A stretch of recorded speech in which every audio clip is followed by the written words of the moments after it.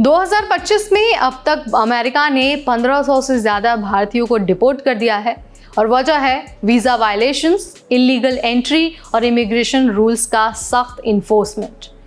मोदी सरकार की लाख कोशिशों के बावजूद ट्रंप सरकार इमिग्रेशन पर ज़ीरो टॉलरेंस दिखा रही है। तो अब सवाल ये है कि ये जो डिपोर्ट किए गए लोग हैं वो कौन हैं? क्या सोशल मीडिया तक अब वीज़ा रिजेक्ट करवा सकता है?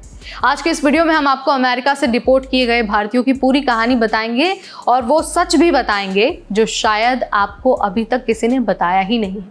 नमस्कार, मैं हूं नेहा आपके साथ और आप देख रहे हैं NBT tech ed. Ministry of external affairs यानी कि विदेश मंत्रालय ने बताया कि 1 जनवरी से 17 जुलाई 2025 तक अमेरिका ने 1563 भारतीय नागरिक हैं उनको डिपोर्ट किया है। MEA के प्रवक्ता रणधीर जायसवाल ने प्रेस ब्रीफिंग में कहा कि 20 जनवरी से अब तक ज़्यादातर लोग कमर्शियल फ्लाइट से भारत लौटे हैं, यानी कि कोई इमरजेंसी डिपोर्टेशन फ्लाइट नहीं बल्कि जो रेगुलर फ्लाइट है उसी से डिपोर्ट किए गए लोगों को भेजा गया है। मार्च 2025 तक ही 636 भारतीय डिपोर्ट हो चुके थे, जिनमें से 240 तो कमर्शियल फ्लाइट से ही आए थे। मतलब ये डिपोर्टेशन काफ़ी स्टेडी और प्लान के तहत हो रहा है, यानी कि ये सब कुछ अचानक नहीं हुआ बल्कि एक टारगेटेड और मॉनिटर्ड प्रोसेस के तहत हो रहा है।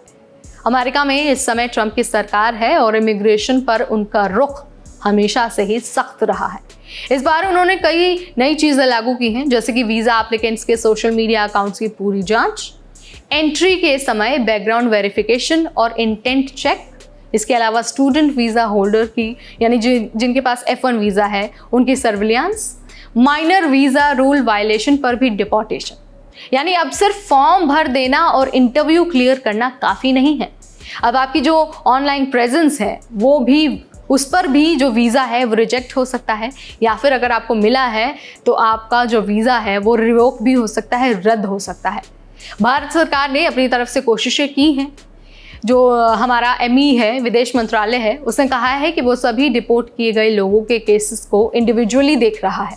वहीं दूसरी तरफ जो एक चर्चित केस है निमिषा प्रिया का, जो एक नर्स हैं जो यमन में जेल में है और उन पर जो है हत्या का आरोप लगाया, उन पर भी विदेश मंत्रालय ने काफ़ी कुछ कहा और कहा गया है कि उनकी फैमिली को भी लीगल सपोर्ट दिया है।